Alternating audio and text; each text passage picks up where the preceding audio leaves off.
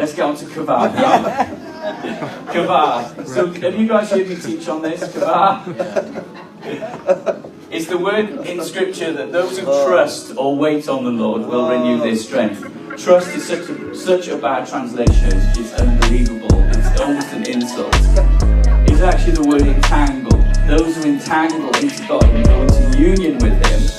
It's the equivalent of Deuteronomy 30:20. It says, love the Lord your God, that you may obey His voice and that you may cling to Him, for He is your life and the length of your days. Notice something. It says, if you cling to Him, He can be your life and length of days. How old is God? Don't skip over the promises of Scripture just because they're beyond our wildest dreams. So the word there is Qavah, which means entangle. It's the same as Qavah. So those who Qavah in the Lord will renew their strength. Those who cling to the Lord will have His length of days and His life. This is what happened to Enoch. It says Enoch walked with God and God took him. What does walk mean? It means he consciously chose to entangle himself in the presence of God every day and chose not to live outside of that.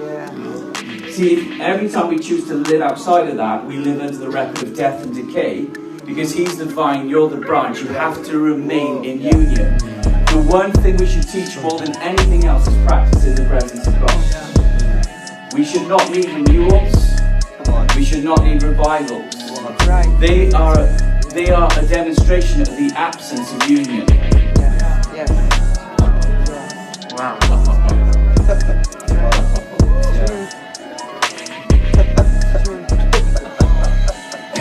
They need revival. That's the outflow. You shouldn't. If you need revival, it means you keep disconnected from Qavah and union with God.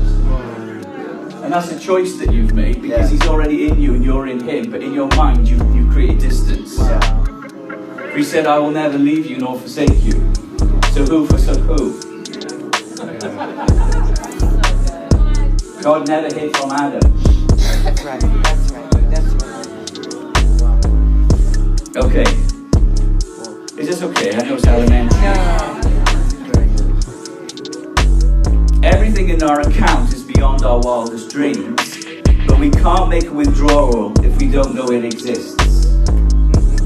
In other words, what we permission, we commission.